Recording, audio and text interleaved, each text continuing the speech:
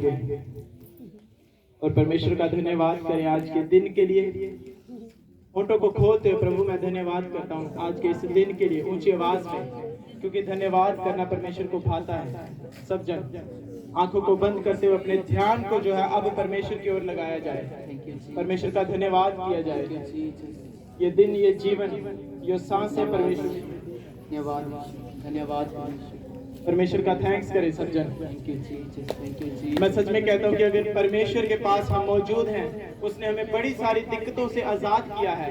आज जब हम लोगों से मिलते हैं, वो कई बार अपने दुख ऐसे बताते हैं, कई परेशानियां ऐसे बताते हैं जिनका कोई हल नहीं है। कई बार उनका ऐसा एक्सीडेंट हो जाता है कि हम डर जाते हैं। और मैं कहता हूं जब भी ऐसी घटना, जब भी किसी का ऐसा हालात आप सुनो, तो परमेश्वर का धन्यवाद जरूर करना कि आप उन हालातों में नहीं हैं, आप उन बीमारियों में नहीं, आप उन एक्सीडेंट्स के रोगी नहीं हैं। आपके जीवन में ऐसी कोई दुर्घटना, ऐसी कोई घटी परमेश्वर ने नहीं दी। मैं कहता हूं जब भी, आज से, अब से जब भी आपको कोई अपना दुख सुनाए, अपनी परेशानी बताए, या आप किसी का रोग देखें, या आप किसी की बीमारी देखें और आप चंगे हैं, परमेश्वर का धन्यवाद जरूर करना।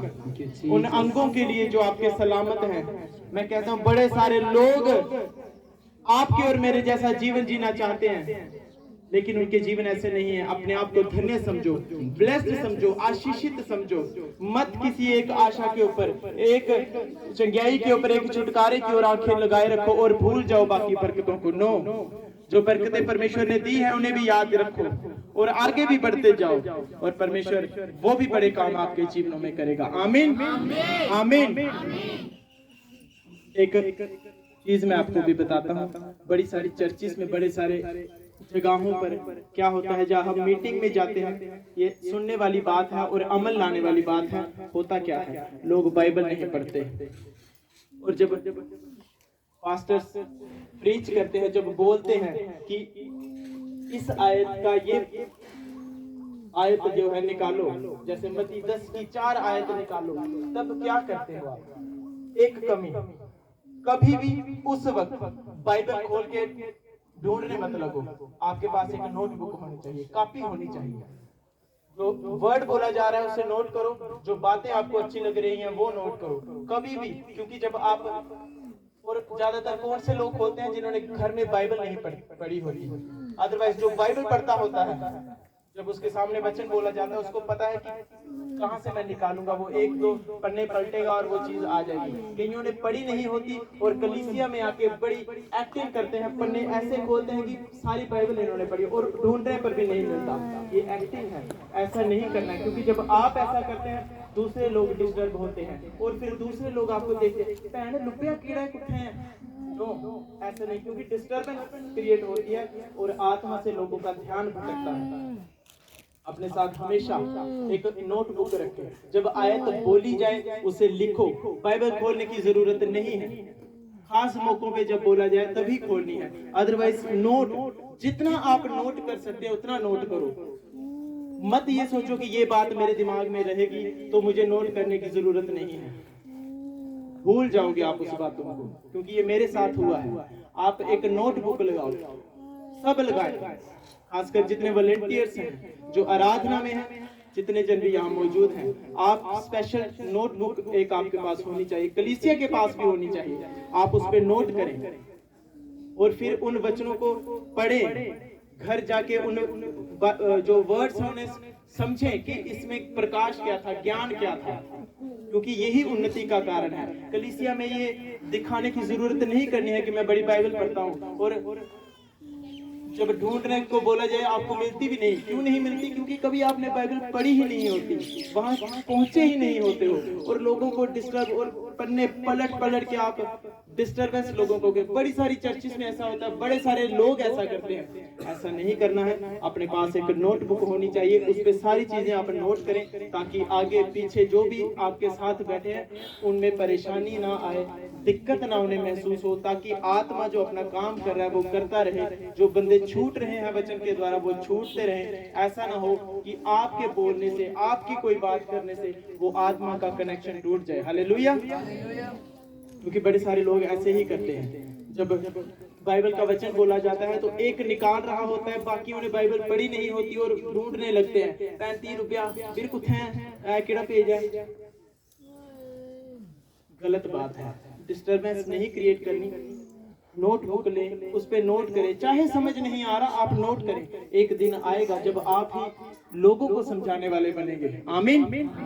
आंखों को बंद करें, पवित्र कलाम को अपने हाथों में उठाएं सब जगह, और याद रखें आपके पास अपनी पर्सनल बाइबल होनी चाहिए। ऐसा नहीं कि आज मेरा डैडी नहीं आया तो मैं उसकी बाइबल लेके आया हूँ, मेरी सिस्टर नहीं आई तो मैं उसकी बाइबल लेके आया हूँ। अपनी बाइबल आपके पास होनी चाहिए, वही आपके छुटकारे का कारण बनेगा। पवित्र कलाम को ऊंचा उठाया जाए, आंखों को बंद किया जाए, अंगीकार किया जाए। परमेश्वर मैं इस वचन से प्रेम करता हूँ, ये वचन मेरे छुटकारे का कारण है। इसी वचन से मेरा छुटकारा है, मेरी चंगाई है, मेरी बरकत है। इस वचन के द्वारा मैं छूटूंगा। परमेश्वर आज जितना वचन मैं सुनूं 100 गुना फलों को लेकर आऊं। अंधकार की शक्ति, दुष्ट आत्माएं, कोई भी इंसानी ताकत इसे मुझसे चुरा न सके। प्रभु यीशु के सामर्थ्य नाम में हम मांगते हैं। आमीन आमीन आमीन आमीन आमीन आमीन। ऊंचा तो बरकत आपको। आमीन। तालियों के साथ थैंक्स किया जाए। Thank you Jesus, thank you Jesus, hallelujah hallelujah. एक बार जोर से, जितना जोर आपके बाजू में है। Thank you Jesus, thank you Jesus. मरकुस 10 उसकी 28 से 31 आयत, मरकुस 10 उसकी 28 से लेकर 31 आयत मैं पढ़ूंगा, आप सब सुनेंगे ऊंची आवाज में। हालेलुया। यीशु ने उनकी ओर देखकर कहा, मनुष्य से तो नहीं हो सकता परंतु परमेश्वर से सब कुछ हो सकता है, क्योंकि परमेश्वर से ही सब कुछ हो सकता है। पतरस उससे कहने लगा कि देख हम तो सब छोड़कर तेरे पीछे हो लिए हैं। यीशु ने कहा, मैं तुमसे सच कहता हूं कि ऐसा कोई नहीं जिसने मेरे और सुसमाचार के लिए घर या भाइयों या बहनों या माता या पिता या बाल बच्चों या खेतों को छोड़ दिया हो और अब इस समय 100 गुना ना पाए, घरों और भाइयों और बहनों और माताओं और बाल बच्चों और खेतों को, पर उपद्रव के साथ और परलोक में अनंत जीवन। पर बहुतेरे जो पहले हैं पिछले होंगे और जो पिछले हैं वो पहले होंगे। ऊंची आवाज में आमीन, ऊंची आवाज में कलीसिया आमीन। हालेलुया। परमेश्वर का वचन कहता है कि जितने जन मसीह यीशु से प्रेम करते हैं, जितने जनों ने मसीह यीशु के लिए अपने घर को, अपने भाई को, अपने खेत को, अपनी माताओं को, अपने पिताओं को, अपने साथ जुड़ी अपने दोस्तों को परमेश्वर के लिए और सुसमाचार के जिन लोगों ने छोड़ दिया है, उनमें से ऐसा कोई नहीं होगा जो 100 गुना से वापस नहीं पाएगा। आमीन। 100 गुना कैसे? आप मसीह में आ गए, आपके भाई ने आपको छोड़ दिया, आपके परिवार ने आपका विरोध कर दिया कि तू ईसाई बन गया है, तेरा हमसे कोई नाता नहीं, तुझे खेत नहीं देंगे, तेरे हिस्से की प्रॉपर्टी तुझे नहीं देंगे। आपके दोस्तों ने आपको छोड़ दिया क्योंकि आप चर्च में आने लगे, आप चर्च में आने लगे, आपके दोस्तों ने, आपके रिश्तेदारों ने आपको छोड़ दिया। और बाइबल यहाँ कहती है कि पतरस ने भी ऐसा किया। जब परमेश्वर ने उसे पुकारा तो पतरस ने भी कह दिया परमेश्वर कि देख हम तो तेरे लिए सब कुछ छोड़कर तेरे पीछे हो लिए हैं। पतरस उसे कहने लगा कि देख हम तो सब कुछ छोड़कर तेरे पीछे हो लिए हैं। यीशु ने कहा, मैं तुमसे सच कहता हूं कि ऐसा कोई नहीं जिसने मेरे और सुसमाचार के लिए घर या भाइयों या बहनों या माता या पिता या बाल बच्चों या खेतों को छोड़ दिया हो और अब इस समय 100 गुना ना पाए, घरों और भाइयों और बहनों और माताओं और बाल बच्चों और खेतों को उपद्रव के साथ परलोक में अनंत जीवन। आमीन आमीन। वचन आपके छुटकारे का कारण है। मैं चाहता हूं कलीसिया उन्नति पाए, परमेश्वर का आत्मा भी यही चाहता है कि कलीसिया उन्नति पाए, लेकिन कैसे? उसके वचन के द्वारा। जब तक वचन आपके जीवनों में कार्य नहीं करता, आप उसे समझते नहीं, आप उसे पढ़ते नहीं, आप उसकी खोज नहीं करते, बड़ी सारी आशीषें, बड़ी सारी चंगाइयां, बड़ी सारी बरकतें ऐसी हैं जो परमेश्वर आपको देना चाहता है, लेकिन परमेश्वर देता नहीं, क्योंकि आप अपने कदमों को परमेश्वर की ओर नहीं बढ़ाते। हालेलुया। और यहाँ परमेश्वर का वचन कह रहा है कि ऐसे आप में से कोई नहीं होगा जिन्होंने सच्चे मन के साथ परमेश्वर के लिए अपने घर को, अपने भाइयों को, अपने माताओं को, अपने पिताओं को, अपने रिश्तेदारों को, अपने दोस्तों को, अपनी जगह जमीन को छोड़ दिया और अब 100 गुना ना पाए। हालेलुया। आपका विरोध हुआ, बड़े सारे लोग आपको छोड़ के चले गए, लेकिन आप परमेश्वर में अड़े रहे, खड़े रहे। बाइबल कहती है आप में से ऐसा कोई नहीं होगा जो इन चीजों को 100 गुना ना पाए। हालेलुया। और जितने जन विश्वास करते हैं प्रभु यीशु मसीह पर, आप 100 गुना चीजों को पाएंगे आने वाले दिनों में। आमीन, आमीन। ऊंचा ये बरकत आपकी है। आमीन, आमीन। आज जो बात मैं आपसे कहने जा रहा हूं, बड़े ध्यान से इसे समझना है, सुनना है, अपने ध्यान को भटकाना नहीं। गर्मी चाहे बड़ी है, लेकिन आप आत्मा की गर्मी को अपने अंदर बढ़ाओ, वचन को सुनने के लिए, उसके कलाम को सुनने के लिए, उसको मानने के लिए। क्योंकि आज जो वचन मैं आपको देने जा रहा हूं, क्योंकि परमेश्वर का आत्मा आज आपसे बात करेगा। क्योंकि आज का वचन अगर आपने सुन लिया, उस पर अमल ला लिया, मैं कहता हूं ऐसी चीजें, ऐसे आपके काम जो रुके हुए हैं, आपकी चंगाई जो रुकी हुई है, अगर आज से आप वो चीज करना शुरू कर दोगे, आने वाले दिनों में वो गवाही के साथ आप खड़े रहोगे यहाँ चर्च में। आमीन, ऊंची आवाज में आमीन। कहती है कि आपने जो परमेश्वर के लिए छोड़ दिया, अपने घरों को, अपने खेतों को, अपने रिश्तेदारों को, इसलिए नहीं कि आप मसीह में आए, आपने उन्हें छोड़ दिया, बल्कि उन्होंने आपको त्यागा। बाइबल कहती है कि आप में से ऐसा कोई नहीं होगा जो 100 गुना इस समय उसे ना पाए। शुरुआती दिनों में जब मैं वकालत करने गया, बड़े सारे मेरे दोस्त बने। जब मैं कोर्ट में शुरू हुआ काम करने के लिए, बड़े सारे मेरे ऐसे इसी पे चले गए। ऊंची आवाज में हालेलुया। आंखों मेरे परमेश्वर, परमेश्वर तेरा आत्मा आज मुझसे बात करे, मेरे जीवन की जो भी कमियां हैं, जो भी घटियां हैं, आज इस वचन के द्वारा मेरे जीवन से सदा के लिए नाश हो जाए। आमीन, आमीन, आमीन, आमीन। मैं आपको बताता हूँ कि जब शुरुआती दिनों में मैं अपने कॉलेज में, मैंने जब कॉलेज पास आउट किया और वकालत करने के लिए मैं कोर्ट में जब स्टार्ट हुआ जाना, मुझे क्रिकेट खेलने का बड़ा शौक था। मैं मैच बड़े खेलता था और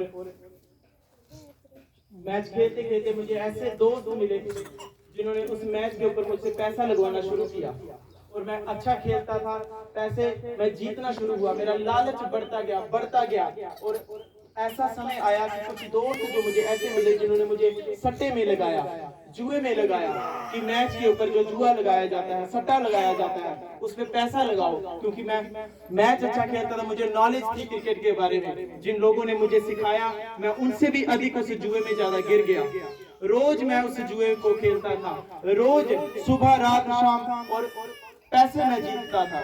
मैं इतना ज्यादा उसमें घुस गया, जिन्होंने मुझे सिखाया उनसे अधिक मैं उस जुए में ज्यादा जो है वो उसे खेलने लगा और नशा मेरे जीवनों में शुरू हो गया आना। थोड़ा थोड़ा मैं शुरू कर चुका था, संसार की चीजों के ऊपर मेरा ध्यान बढ़ा जा रहा था, लड़कियों से मेरी बातें। मैं आज आपको इसलिए बता रहा हूं क्योंकि परमेश्वर के वचन के द्वारा मैं बचाया गया और आज आप भी बचाए जाएंगे यीशु मसीह के सामर्थ्य नाम। आमीन, आमीन, आमीन। जिन्होंने मुझे सिखाया उनसे अधिक मैं उस जुए में ज्यादा गिर गया। एक समय ऐसा आया कि मेरे घर जब पता चला, उन्होंने मुझे कहा कि इसे छोड़, मैं और ज्यादा उसमें गिर गया। लेकिन ऐसा समय हुआ, बाइबल कहती है कि जगत की उत्पत्ति से मैंने तुझे पहले ही चुन लिया है। परमेश्वर ने मुझे गर्भ से ही, माँ के गर्भ से ही चुन लिया था, आपको भी चुन लिया है और बहुत तेरे हैं जिनको चुन लिया है, वो आने वाले दिनों में हमारे साथ होंगे। आमीन। और जब परमेश्वर का वचन मेरे पास पहुंचा किसी भी हालात में, क्योंकि बाइबल कहती है कि इत्तेफाक नाम का कोई भी शब्द बाइबल में नहीं है। कोई भी ऐसी चीज जो है आप कह दोगे कि रब सबबी हो गई, ऐसा कुछ नहीं है। बाइबल कहती है ऐसा कुछ नहीं है। जो कुछ आपके जीवनों में होता है एक परमेश्वर की योजना के तहत होता है। सोचो आपके जीवन में आज कोई दुख या परेशानी ना आया होता, आप सच्चे परमेश्वर के पास नहीं पहुंच पाते। हमारे जीवन में वो दुख, वो बीमारी ना आई होती, हम प्रभु यीशु को कभी ना जानने पाते। उस संसार की चकाचौंध में जब मैं गिरा, बड़े सारे आनंद मैंने उठाए, बड़े सारे मजे जिसे मैंने कहते हैं किए। लेकिन जब परमेश्वर का कलाम मेरे पास पहुंचा, परमेश्वर के चर्च में मैं जब जाना शुरू हुआ, मैंने देखा कि किस गंदगी में मैं पड़ा हूँ, किस पाप में मैं पड़ा हुआ हूँ, और मुझे आजाद करने वाला मेरा परमेश्वर मुझे पुकार रहा था कि मेरे बेटे मेरे पास आ, मैं तुझे छुड़ाना चाहता हूँ, बचाना चाहता हूँ, और तेरे जीवन से मैं अपनी महिमा को लेना चाहता हूँ। हालेलुया। आज बहुत सारे आप में से अगर ऐसा कोई बैठा है जो नशे में है, जो पाप में है, जुए में है, आप मेरी ओर देखें। मैं भी इन्हीं चीजों में था, लेकिन परमेश्वर का कलाम, परमेश्वर ने आज मुझे बचाया है, मैं बचाया गया हूँ, आप बचाए जाओगे, आपके द्वारा कई लोग बचाए जाएंगे आज के कलाम के बाद। आमीन। चुनाव हमारे सामने है, डिसीजन हमारे सामने है। जब आपने जान लिया है कि प्रभु यीशु एकमात्र जिंदा परमेश्वर है, वो किसी मूर्त में नहीं, किसी पेड़ में नहीं, किसी जानवर में नहीं है, बल्कि वो ऐसा खुदा है जो हमारे हृदयों में रहता है, हमारी प्रार्थना को सुनता है और उत्तर देता है, और आपके जीवनों में उसने काम भी किए। जब आप जान जाते हैं कि परमेश्वर एकमात्र ऐसा परमेश्वर है जो मेरा छुड़ाने वाला है, बचाने वाला है, क्या आपके जीवन में उसने पहले कोई काम नहीं किया? आप आज चर्च में बैठे हैं, आप विश्वास के तैयार किए गए एक चीज है, क्योंकि आप जब दुखों में थे, परेशानी में थे, आप कोई दुख लेके परमेश्वर के पास आए थे, परमेश्वर ने आपको उस दुख से आजाद किया, उस बीमारी से आजाद किया। बड़े सारे ऐसे हालात थे जिससे आपको परमेश्वर ने आजाद किया है। जब आप आज जान चुके हो, और मेरा विश्वास है आप और लोगों को छुड़ाने वालों बनेंगे। हालेलुया। डिसीजन हमारा है, चुनाव हमारे सामने है। चुनना किसे है? चकाचौंध में संसार की रहकर हम परमेश्वर से पीछे हट जाएं, और एक दिन जब मर जाएं और आंखें खोल कर देखें उस नर्क में, या उस परमेश्वर की ओर देखना है जो हमें स्वर्ग ले जाने का वायदा करता है। और ये नहीं कि स्वर्ग वो हमें ऊपर जाके ही दिखाएगा, बल्कि जब हम उसके वचनों पर चलना शुरू कर देते हैं, जब उसके वायदों को मानना शुरू कर देते हैं, वो स्वर्ग हमारे जीवन से यहीं से शुरू होता है। आप अपने जीवनों में देखना शुरू करते हो, आपके परिवारों की हालात सुधरते हैं, आपके जीवन सुधरते हैं, आप नशे से आजाद होते हो, पापों से आजाद होते हो, गंदगी से आजाद होते हो। वो स्वर्ग जिसका वायदा परमेश्वर हमें ऊपर जाके देने चाहता है, वो यहीं से शुरू होता है। इसी धरती से वो उस स्वर्ग जाने की तैयारी हमें से शुरू करता है। आमीन आमीन। बड़े सारे ऐसे लोग हमारे बीच में मौजूद हैं जो बड़ी गवाहियों को पा चुके हैं, क्योंकि परमेश्वर को अपना जीवन उन्होंने दे दिया। परमेश्वर की सेवा में, परमेश्वर के वचन को मानने में, ना कि किसी से बहसबाजी की, ना किसी इंसान की ओर देखा, ना किसी मूर्त की ओर देखा, ना किसी पेड़ की ओर, ना किसी जीव जंतु की ओर देखा, जिन्होंने अपनी आंखें उस परमेश्वर की ओर लगाई, ऊंची उठाई, और परमेश्वर ने उन्हें छुड़ाया। आमीन आमीन। आज आपके जीवनों में दुख है, परेशानियां हैं, बीमारियां हैं, क्यों है? अपने जीवन में अपने कभी कमियों को देखा? क्या मेरे जीवन में कोई कमी जो आ गई है, मैं इस कमी से छूट नहीं पा रहा? मैंने परमेश्वर से बात की, उसके पास मैं गया, उसे अपना केस बताया, अपने हालात बताए, कितनी मेहनत मैंने की। आज आप यहाँ पे चर्च में आए हो कि मेरी ये बीमारी नहीं जा रही, मेरे जीवन से ये दुख नहीं जा रहा। प्रार्थना कितनी है आपकी? 5 मिनट। आपको सर दर्द है, आप सेरेडोन खाओगे, आपका सर दर्द चला जाएगा, क्योंकि सर दर्द के लिए वही दवाई है। लेकिन अगर आपको कैंसर हो गया, ऐसी कोई बड़ी बीमारी हो गई, क्या उस सेरेडोन से, पैरासीटामोल से आपका कैंसर ठीक होगा? कभी नहीं। जितनी बड़ी बीमारी है उतनी ही बड़ी दवाई चाहिए। आज आपके केस कितना बड़ा है, आपको ब्लेसिंग चाहिए कि मेरे पास बच्चा नहीं है, प्रभु मुझे बच्चा दे। आपकी प्रार्थना क्या है? 2 मिनट। कईयों की वो भी नहीं है। आप वचन कितना पढ़ते हैं? चर्च जब आते हैं तभी बाइबल खोलते हैं, अदरवाइज घर में कोई नहीं खोलते। केस तो आपको बड़ा है, बीमारी आपकी बड़ी है, लेकिन उसके लिए प्रार्थना क्या है? आज आप डॉक्टर के पास जाओ और उसको रोग बताओ कि मुझे ये बीमारी हो चुकी है, और डॉक्टर आपको कह दे कि 6 महीने अब इस दवाई को खाना है, तब आप उस दवाई को 6 महीने खाओगे, पैसा भी खर्च करोगे। लेकिन परमेश्वर जो सब चीजों का छुड़ाने वाला, बचाने वाला है, आप उसके साथ प्रार्थना में नहीं जा सकते। ये आपके जीवनों की कमी है। इसीलिए आज हमारी हालात ऐसी है कि हम उन सांडों की तरह हो गए हैं जो दीवारों में कभी इधर टकरे मार रहे हैं, कभी उधर टकरे मार रहे हैं। क्योंकि हमें रास्ता नहीं मालूम होते हुए भी हम अनजान बनकर कभी उस दरवाजे पे टक्कर मारे कि यहाँ से मेरा दरवाजा खुल जाए, कभी उस दरवाजे पे मारे कि ये मेरा रास्ता खोल दे, जबकि रास्ता आपके सामने है, परमेश्वर आपके सामने है। आप चाहते हैं लोग आपकी मदद करें, उन लोगों का मन कौन बदलेगा? क्या आप बदल सकते हो? परमेश्वर बदल सकता है, आपके बिना कहने के वो बदल सकता है। आप नहीं जानते किस ईश्वरीय मददगार को परमेश्वर ने आपके लिए रखा है कि ये बंदा एक बार सीधा हो जाए, ये औरत एक बार सीधी मेरे साथ अपनी चाल चले, मैं इसके मददगार को इसके पास भेज दूं। आमीन। आप इस चर्च में देखते हो सेवा करते हुए लोगों को जी जान से, दिलो जान से, किसी चीज का लालच नहीं है। वो कौन है? ईश्वरीय मददगार जो परमेश्वर ने भेजे मेरे लिए, इस चर्च के लिए, क्योंकि वो जानता था एक ये बंदे हैं जो मेरी दिन रात दुहाई दे रहे हैं, अब इनको मैं आगे बढ़ाऊंगा और आगे बढ़ने के लिए मैंने मददगार दूंगा, ईश्वरीय मददगार। मैं इनके पास नहीं गया। आज आप चर्च में सेवा कर रहे हैं, मैं किसी के पास नहीं गया कि आओ मेरे घर में, आओ हमारे घर में चर्च लगाओ, सेवा करो। आज जो यहाँ मौजूद है, लेकिन ईश्वरीय मददगार परमेश्वर ने इस चर्च के लिए भेजे। आज वो फाइनेंस को बढ़ा रहे हैं, चर्च की सेवा में अपने कामों को बढ़ा रहे हैं। क्यों? क्योंकि एक समय था जब परमेश्वर के आगे घुटने टेके थे और आज भी टेके हैं।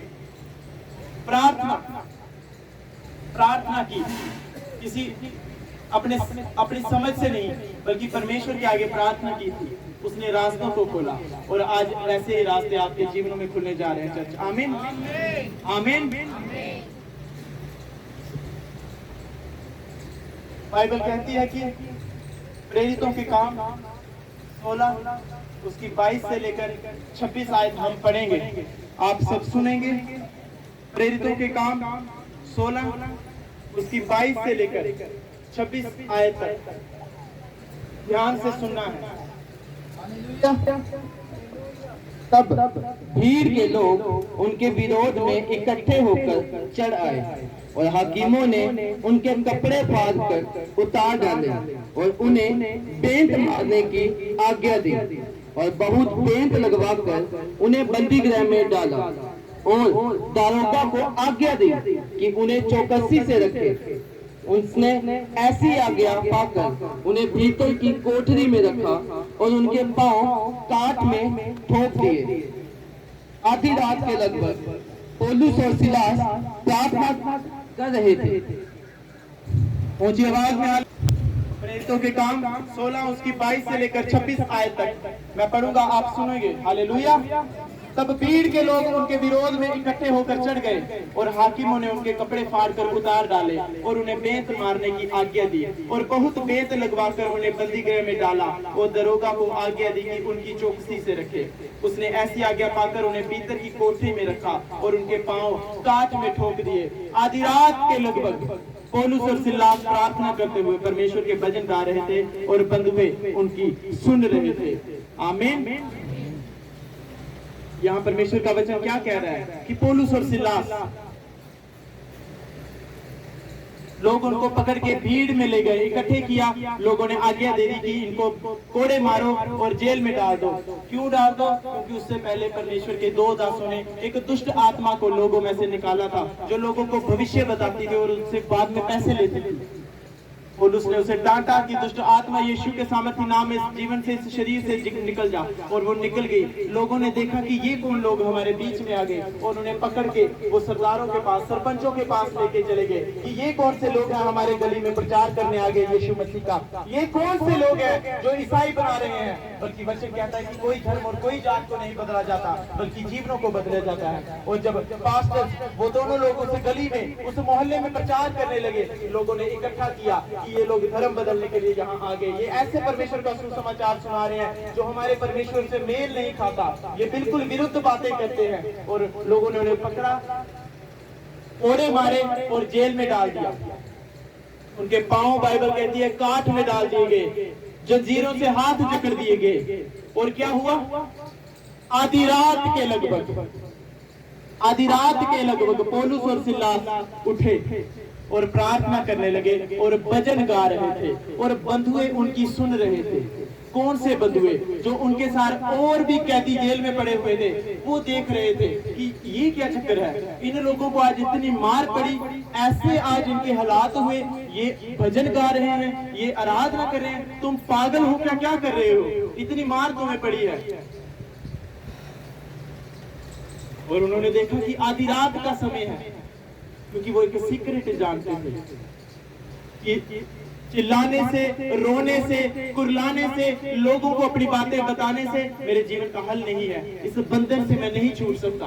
अगर मुझे छुड़ाने वाला है एक परमेश्वर है जिसे मैं जानता हूँ। मैं कहता हूँ आप और मैं बड़े आशीषित हैं, हम उस परमेश्वर को जानते हैं जो जिंदा है, उन लोगों की तरह नहीं है जो मुर्दे परमेश्वरों के बीच में परमेश्वर को ढूंढ रहे हैं। बड़े सारे ऐसे लोग हैं, मैं कह रहा हूँ, जो आज भी प्रार्थना कर रहे हैं, हे परमेश्वर अगर तू सच्चा है तो मेरे जीवन में काम कर।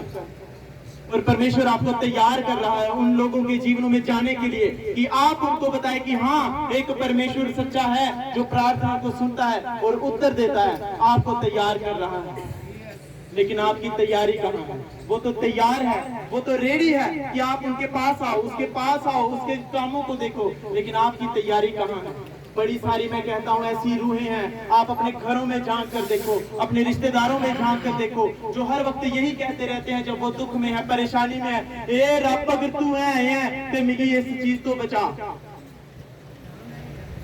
आप नहीं जानते कि कौन सा परमेश्वर है, आप जानते हो, और परमेश्वर आप ही के द्वारा उनको बताएगा कि हाँ ये परमेश्वर है। लेकिन आप प्रार्थनाओं में नहीं हो, परमेश्वर के वचन में नहीं हो, कैसे आप उन लोगों को छुड़ाओगे? कितनी रूहें हैं जो परमेश्वर आपके और मेरे द्वारा बचाना चाहता है, जिनको अपने आप को वो जाहिर करना चाहता है आपके और मेरे द्वारा। लेकिन हम कमी कहाँ पा रहे हैं? हमारी प्रार्थनाएं जीरो है, हम वचन नहीं पढ़ते, हम रोजे नहीं रखते, हम परमेश्वर की सेवा में नहीं जाते, इसीलिए हम पीछे हैं, इसीलिए हमारे जीवनों में दुख है, परेशानी है। ये संसार गवाह है, ये बाइबल गवाह है कि कोई भी बदलाव अपने आप नहीं हुआ। उसके लिए लोगों ने फाइट की, उसके लिए लोगों ने काम किया। आप लोगों ने अगर अपना घर एक कुल्ले से लेकर अगर आज आप पक्के मकानों में हो तो वो अपने आप नहीं बनाया, आपने संघर्ष किया उसके लिए, आप उसके लिए लड़े, आपने पैसों को कमाया, तब जाके आपने ईंटों का वो घर बनाया, फिर आपने अपने जीवनों में बदलाव को देखा है। आमीन। और आप चाहते हैं कि आपकी आत्मिक जिंदगियां बदलाव पाए, आपके जीवन में सामर्थ्य आए, आप भी प्रचार करें, आप भी आराधना करें, आप भी परमेश्वर की सेवा में जाए, लेकिन बदलाव के लिए आप अपने कदम नहीं उठा रहे। आप चाहते हैं ये चीजें हो, लेकिन कैसे? बेड पे पड़े हुए, कुर्सी पे बैठे हुए, आराम से आरामदायक जिंदगी बिताते हुए आप चाहते हैं कि परमेश्वर की सामर्थ्य भी मेरे ऊपर आ जाए, मैं परमेश्वर के बड़े काम भी करूं, उसके दान बरदानों से भी भरूं, ये चंगाई भी मुझे मिल जाए, मेरे जीवन में ये छुटकारा भी हो जाए। लेकिन कैसे? अगर आप बदलाव देखना चाहते हो, आपको आज से कदम उठाना पड़ेंगे। जैसे पौलुस और सिलास ने कदम उठाया, उन बेड़ियों में जकड़े हुए भी, अपने हाथों में कड़ियां लगे हुए भी, परमेश्वर को पुकारना नहीं छोड़ा, बल्कि उन्होंने किसी जन को ये नहीं कहा कि मेरा सन्या उसी न्यामत है, क्या दो ये रम गया ये छुड़ाए, या दूसरे से नहीं कहा कि आ यार मेरी कड़ी तोड़, क्योंकि वो जानते थे ये काम सिर्फ परमेश्वर कर सकता है। अगर मैं परमेश्वर से प्रार्थना करूंगा, मुझे किसी इंसान को, किसी जन को बुलाने की जरूरत नहीं है, मेरा मददगार ईश्वरी जो रीति से आएगा वो मेरे पास खुद चल के आएगा। आमीन। और जब बाइबल कहती है कि रात को वो भजन गाने लगे, ऊपर से कोड़े पड़े, ऊपर से मार पड़ी, लेकिन उन्हें परमेश्वर को पुकारना नहीं छोड़ा, आराधना करना नहीं छोड़ी। बड़ा आसान है, मैं कहता हूं, सुखों में धन्यवाद करना। आज आपने गवाहियां देखी, परमेश्वर ने बदलाव की गवाही दी। बड़ा आसान है, मैं कहता हूं, जब आपको परमेश्वर ने कोई गवाही दे दी, चंगाई दे दी, आनंद दे दिया, बीजों को बोना, बड़ा आसान है परमेश्वर की गवाही देना, परमेश्वर का धन्यवाद करना ऊंचे स्वरों में, जब आपके जीवनों में परमेश्वर काम कर रहा है। और जब कठिन समय आता है, आप दुखों में चले गए, परेशानियों में चले गए, परमेश्वर आपकी परीक्षा कर रहा है, फिर धन्यवाद नहीं निकलता। पिछले दिनों में ऐसे लोगों से मैं मिला और मैं हैरान हुआ और धन्यवाद किया परमेश्वर का कि सच में परमेश्वर मैं तेरा धन्यवाद करता हूँ कि तूने मुझे बचाया है, तूने मेरे जीवन में बड़े कामों को किया है। ऐसे ऐसे लोगों से मैं मिला जब उनके एक्सीडेंट हुए थे और उनके चेहरों को देखा नहीं जा रहा था, उनके अंग नहीं देखे जा रहे थे, किसी को ऐसा अटैक हो गया यंग एज में, कईयों को हार्ट अटैक हो गया और मैं परमेश्वर का धन्यवाद किया कि परमेश्वर धन्यवाद हो तेरा कि तू मेरे अंगों को सुरक्षित रखा है, मेरे जीवन को सुरक्षित रखा है। मैंने धन्यवाद किया। मैं कहता हूँ बड़ा आसान है धन्यवाद करना सुखों में, लेकिन उससे भी आरामदायक, आनंददायक और दीवारें तोड़ने वाला धन्यवाद आप जब दुखों में करते हो। मैं कहता हूँ वो यरीहो की दीवार, वो ऐसे बंधन जो पौलुस और सिलास के थे, जब दुखों में आप धन्यवाद करोगे ना परमेश्वर का, ऐसे टूटेंगे कि बड़ी गवाहियों के साथ आप परमेश्वर के भवनों में परमेश्वर के लोगों को गवाहियां दोगे। आमीन आमीन आमीन। लेकिन कमी कहाँ रह गई हमारे जीवनों में? हम और आप संसार की चकाचौंध में रहकर आनंद लेना चाहते हैं। हम अपनी रात को डिस्टर्ब नहीं करना चाहते। रात को हमने अपना सीरियल फेवरेट जो लगा है वो भी देखना है, लोगों से फोन पे बातें भी करनी है, अपने रिलेशंस को हमने छोड़ना भी नहीं है। आप जानते हो इस बंदे के साथ बैठने से मेरी आत्मिकता खराब होती है। इस बंदे के साथ मैं जब भी जाता हूँ कोई ना कोई ऐसी दुष्ट आत्मा के अटैक मुझ पर होते हैं, लेकिन आप उन लोगों को छोड़ना नहीं चाहते।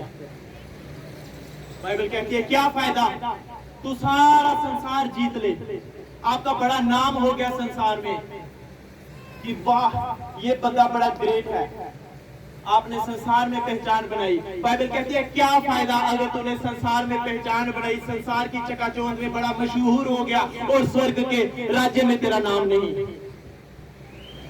जब तू मर गया आंखें खोले और देखे मैं नर्क में आ गया।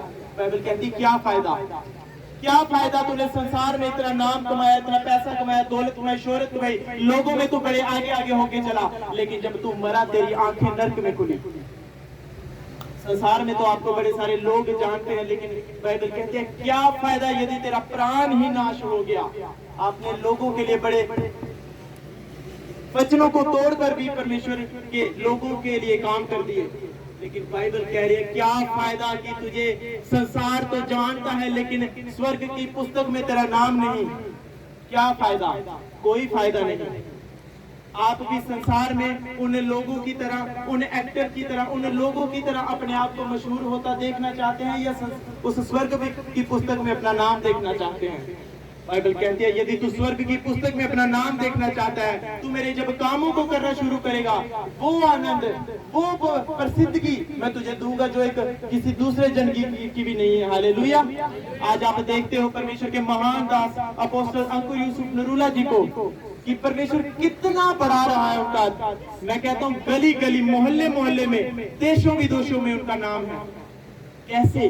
परमेश्वर के वचनों पर एक समय ध्यान दे दिया, सब कुछ छोड़ दिया परमेश्वर के लिए, और आज परमेश्वर ने बढ़ाया। आमीन। ऊंची आवाज में आमीन।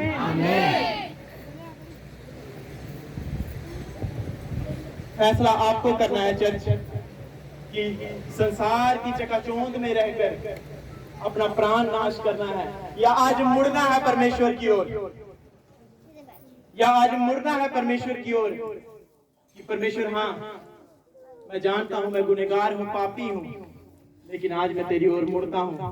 मैं कहता हूं आज आपका जीवन कैसा भी है, चाहे गंदगी से भरा है, पाप से भरा हुआ है, आज अपना जीवन परमेश्वर को दे दो, पापों से तौबा कर लो। मैं आपसे बात कर रहा हूं, चाहे आप जवान हैं, बूढ़े हैं, बुजुर्ग हैं, बच्चे हैं, मैं कह रहा हूं आज आपका जीवन कैसा भी है, आज दे दो परमेश्वर को, तौबा कर लो आज उस परमेश्वर के सामने कि परमेश्वर आज मैं अपना जीवन तुझे देता हूं, मेरे जीवन से इन कमियों को, घटियों को दूर कर दे।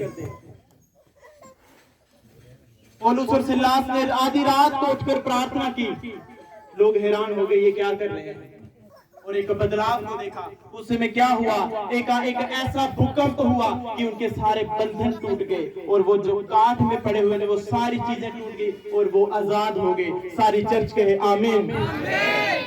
कैसे आजाद हुए? जब परमेश्वर की आराधना, परमेश्वर की महिमा उन्होंने की, ये नहीं देखा कि मैं बड़े दुख में हूं, मैं बड़ी परेशानी में हूं, मेरी बीमारी मुझे उठने नहीं दे रही, मेरा फाइनेंस मुझे उठने नहीं दे रहा, बजाय इसके कि लोगों के पास जाए, बजाय इसके कि रोए चिल्लाए, उन्होंने परमेश्वर के दरवाजे को खटखटाया। परमेश्वर ने उसी समय उनकी प्रार्थना को सुना और उत्तर दिया और उनके बंधनों से उसे आजाद किया। आमीन। ऊंची आवाज में आमीन। क्या हुआ? नाइट प्रेयर, रात प्रार्थना, आधी रात को प्रार्थना की उन्होंने, और बड़ी छुटकारे को उनके जीवनों में परमेश्वर ने लाया। हालेलुया। आज से एक स्टेप लेना है, आपने और मैंने। अगर आज मैं इस मीटिंग में हूं या टीम इस मीटिंग में आज खड़ी है, आपकी अगुवाई कर रही है, हम रात को सोकर सीधा यहां नहीं आ गए। रात प्रार्थना कब से? जब से प्रभु को जाना है। बड़ा ही कोई ऐसा कोई दिन हुआ होगा जिस दिन रात को प्रार्थना नहीं की, रात को परमेश्वर के पास नहीं गए। लेकिन जब से मसीह को जाना 2022 से लेकर आज तक कभी रात प्रार्थना मिस नहीं की। और उन दिनों में प्रार्थना की जब परमेश्वर को नया नया जाना था, नहीं जानता था कि क्यों रात को प्रार्थना की जा रही है, कौन करवा रहा है, पवित्र आत्मा प्रार्थना करवा रहा था। और मैं नहीं जानता था वो ये सेवकाई को शुरू करना चाहता है, कैसे वो बंधन खुले। रात प्रार्थना, ऐसे ऐसे टाइम पे प्रार्थना, जब प्रार्थना करना भी नहीं आती थी, पता भी नहीं था कि कैसे प्रार्थना करनी है, परमेश्वर प्रार्थनाओं में लेके गया।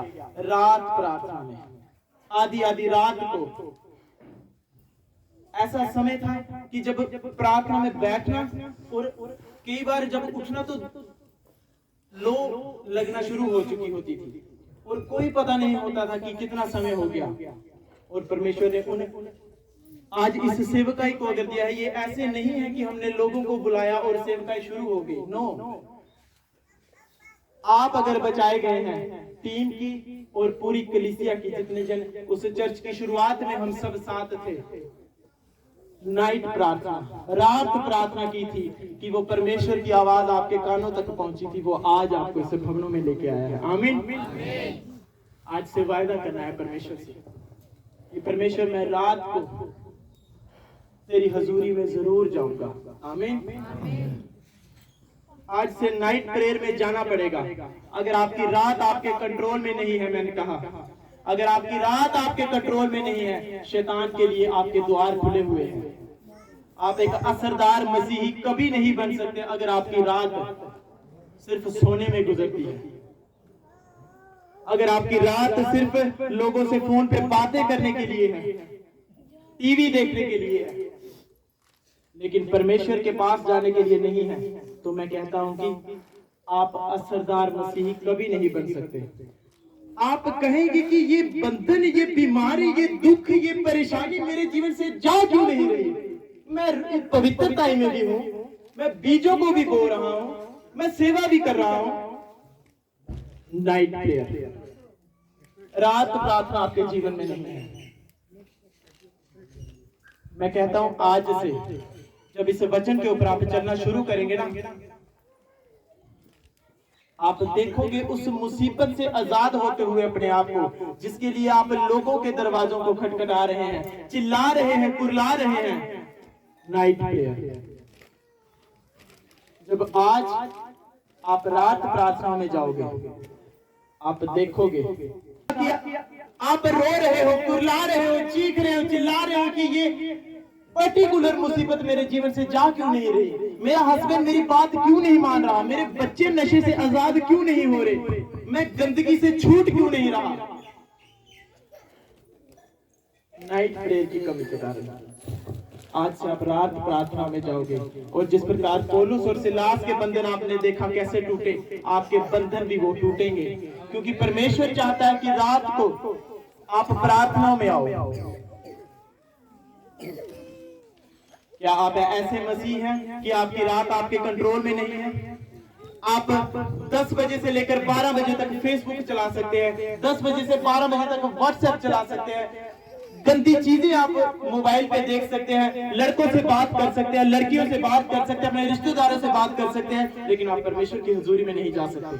इसीलिए वो कमी आपके जीवनों में है, इसीलिए वो दुख आपके जीवनों से जा नहीं रहा, क्योंकि आपकी रात आपके हाथ में नहीं है।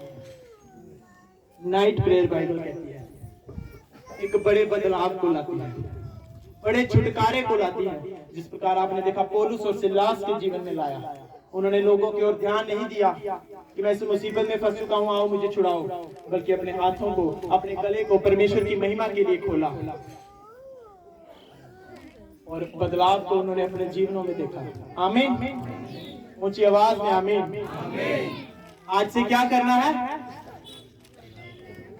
जो करेंगे अपने मुख से जरूर बोले। नाइट प्रेयर, रात प्रार्थनाओं में जरूर जाना है। क्यों जाना है?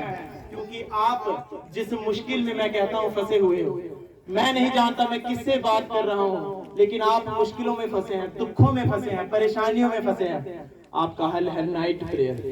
करके देखो, परमेश्वर से मेल मिलाप करो। रात किस लिए है?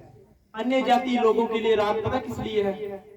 सोने के लिए, आनंद मनाने के लिए, पार्टियां करने के लिए। लेकिन एक मसीह व्यक्ति के लिए रात किस लिए है आप जानते हैं? एक मसीह व्यक्ति के लिए रात प्रभु से मेल मिलाप करने के लिए है, प्रभु से बातें करने के लिए है, प्रभु के दर्शन लेने के लिए है, उसकी योजनाओं को लेने के लिए है। Night prayer. मैं कहता हूं अपने जीवन के हालातों को देखो। क्यों मेरा हस्बैंड मेरी बात नहीं मान रहा? क्यों मैं इससे कर्जे से आजाद नहीं हो रहा? क्यों मेरे जीवन में ये दुख जा नहीं रहा? नाइट प्रेयर की कमी। आज से जब आप रात प्रार्थना में जाओगे, मैं कहता हूं आने वाले दिनों में आप देखोगे उस बंधन के ऊपर अपना पांव धरे हुए और खड़े हुए आराम से कि मैंने उस बीमारी को, उस गंदगी को जीत लिया, जब आप नाइट प्रेयर्स में जाओगे। हालेलुया।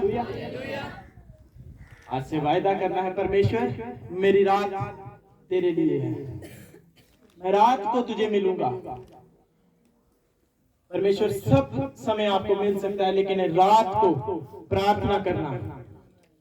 अगर आप दोपहर 1 घंटा प्रेयर कर रहे हैं, अगर आपने रात को भी 1 घंटा प्रेयर की है, वो आपके दिन के 2 घंटे की बराबर है। क्यों? क्योंकि रात को आपको किसी ने डिस्टर्ब नहीं करना, आपकी कंपनी वालों ने आपको फोन नहीं करना है, आपके घर वालों ने आपको कोई काम दुकान पे नहीं बेचना है, आपने कोई रात को खाना नहीं बनाना है। आधी रात को जब सारी चीजें आपके जीवन में बंद है, आपको पता है अब मैं आजाद हूं, अब मैं परमेश्वर की हुजूरी में बैठूंगा। ये नहीं कि आप यहाँ प्रार्थना में बैठ गए, साथ में आपके बच्चे मोबाइल चला रहे हैं, साथ में एक जगह कोई फोन पे बातें कर रहा है और वहां पे रोटी भी चढ़ाई हुई है, 1000 तरह की आवाजें आपके इर्द गिर्द है और आप रात प्रार्थना नहीं कर सकते। शांति, अपने आसपास का माहौल शांत होना चाहिए नाइट प्रेयर करने के लिए, रात प्रार्थना करने के लिए। और ये बातें केवल जवानों के लिए नहीं है, औरतों के लिए नहीं है, मर्दों के लिए ज्यादा है। बड़े बूढ़े लोग हैं ऐसे, अंत के समय जब आते हैं मरने के लिए, उनते रब कोल जाना है। अगर वो यीशु को नहीं जानते, कोई स्वर्ग नहीं जा सकता। अगर आप यहाँ बुजुर्ग बैठे हैं, आप यीशु को जानते हैं, रात प्रार्थना में जरूर जाओ। ना कि चौकों में ठट्ठे करो, ना कि आप लड़के, आप औरतें ठट्ठे मजाक करो। बाइबल कहती है परमेश्वर मजाकों में नहीं उड़ाया जाता। अपने जीवन का एक नियम बनाना है कि मेरी रात आज से परमेश्वर के लिए है। क्यों है? मैं आपको वचन से बताता हूं कि क्यों है। नाइट प्रेयर, आपने वचन में सुन लिया कि पौलुस और सिलास के बंधन परमेश्वर ने तोड़े, और वो आपके भी तोड़ेगा जब आप उस चीज की ओर अपने आप को बढ़ाएंगे। आमीन। अगर आप पूरी रात सोते हैं, आप असरदार मसीह कभी नहीं बन सकते। सोचो कितने अन्य जाति लोग हैं, आप बुजुर्ग लोग जानते होंगे, आप बहनें जानते हो, कितने अन्य जाति लोग हैं जिन्होंने अपने रात के समय जो जादू टूना करते हैं, अगर उन्होंने 12 बजे टूना करना है, पूरे 12 बजे वो टूने के स्थान पे होते हैं। और एक मसीही पता है कि रात परमेश्वर से मिलने के लिए है, प्रार्थना करने के लिए है, लेकिन वो सो रहा है, मोबाइल चला रहा है, गंदी फिल्में देख रहा है, गंदे फोटोज चल रहे हैं। कैसे जीतोगे आप? कैसे परमेश्वर की सामर्थ आपके जीवन में उतरेगी? आपको पता है कि कल मैंने आराधना में जाके खड़े होना है, कल मैंने परमेश्वर की सेवा में जाके खड़े होना है, और शनिवार आप मजे से आराम से सोए हुए हो। सामर्थ आपके जीवनों में नहीं उतरेगी। कुछ बंधन मैं कहता हूं आप 1000 बार प्रार्थना करवाओ, जब तक आप स्टेप नहीं लोगे आपके जीवनों से कभी नहीं टूटेंगे। हालेलुया। एक बड़ा ब्रेक थ्रू जब आता है, जब एक बड़ा बदलाव आता है, तब आता है जब आप रात प्रार्थनाओं में होते हो। हालेलुया। ये नहीं कि आप सुबह उठे, सारे काम भी किए और 10 मिनट कोई आपके घर में आ गया, उसको दिखाने के लिए, वो भी मसीह आया, उसको दिखाने के लिए बड़ी प्रार्थना करने लगे। आत्मा से प्रार्थना जब तक नहीं होगी वो प्रार्थना असरदार नहीं होगी। आप लोगों के सामने तो बड़ा यीशु यीशु पुकार रहे हैं, लेकिन आपके दिल परमेश्वर से बड़ी दूर है। आप लोगों को बता रहे हैं कि मैं यीशु को मानता हूँ, यीशु को मानता हूँ, लेकिन आपके कामों के कारण आप अन्य जातियों से भी बदतर हैं।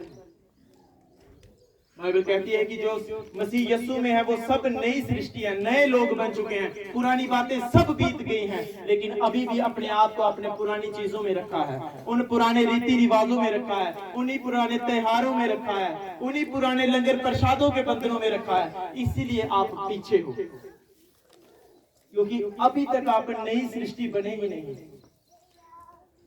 कैसे बनना है? नाइट प्रेयर से शुरुआत होती है। आमीन। सबसे बड़ा सीक्रेट है, ये रहस्य है आपकी चंगाई का, छुटकारे का, बरकते का। मैं कहता हूं जितनी जवान लड़कियां हैं, लड़के हैं, जितने भी जन मेरी आवाज को सुन रहे हैं, कोई भी बंधन आपके जीवनों में है, वे विचार है, पाप है, गंदगी है, नशा है, रात प्रार्थनाओं में जाना शुरू करो। मार्वलस टेस्टिमनीज आपकी होगी। मैं कह रहा हूँ बड़ी गवाहियों के साथ आप वापस आओगे जब आप रात प्रार्थना में जाओगे। हालेलुया।